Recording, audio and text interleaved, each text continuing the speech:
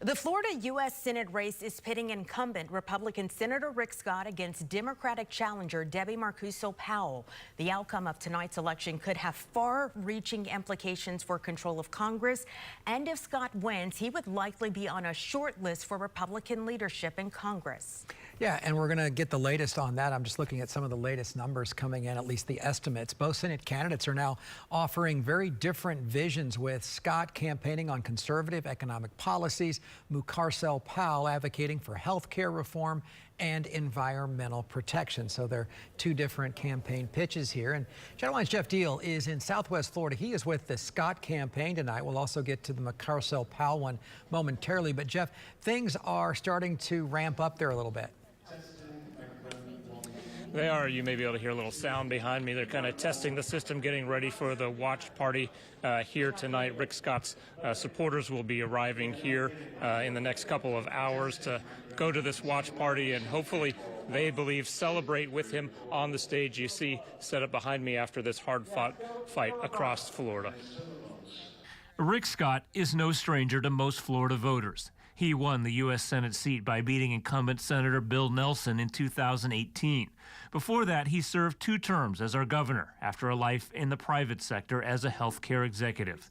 Democrats continue to criticize him, as they have throughout his political career, because his company, HCA Healthcare, paid out a record-breaking $1.7 billion in fines because it defrauded Medicaid, Medicare, and other government programs. While it feels like his tone has softened to come across as more down-to-earth over the years, he's consistently run on strong conservative principles, and this election cycle is no different. On the campaign trail, he's laid out what he calls his 12-point plan for rescuing America. That includes focusing on issues like education, safety and crime, and immigration and border security, with an ultimate goal of scaling back what he believes are woke liberal policies. And of course, he believes the economy is also a big part of that. He just talks about the issues. I mean, I think what most people are worried about is they're worried about, their future. They're worried about their job, inflation's impacting these people, and secondly, they're worried about crime, the border being open.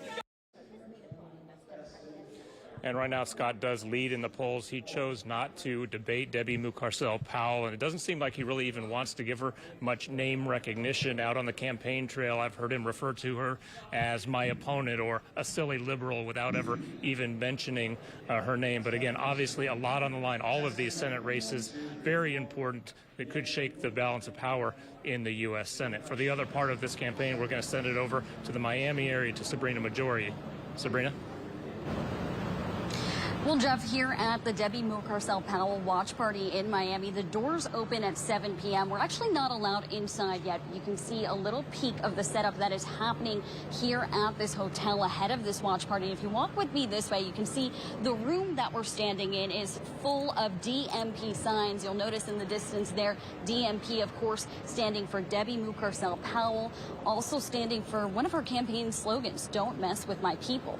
This is a campaign that knows the uphill battle that they are facing in terms of living in a red state. There are 1 million more registered Republicans in Florida than they are Democrats. They also know the history of this state. The last Democratic governor elected in 1994. Again, this is a red state, but Debbie Mucarsel Powell's campaign believes that they're going to be able to mobilize voters. They're really focusing in on 2 issues. 1, affordability, and 2, reproductive health, as they go ahead and try and get people to the polls. Now, again, Debbie Mucarsel Powell has proposed an affordability plan, actually focusing on encouraging competition, discouraging price gouging, and then focusing on expanding Medicare and Social Security, protecting that. Now, Mucarsel Powell also believes her story is going to resonate with Florida voters. She believes her story as an Ecuadorian coming to the United States at age 14 and then heading to become the dean of FIU's medical school is one that is going to go ahead and mobilize voters as she fights for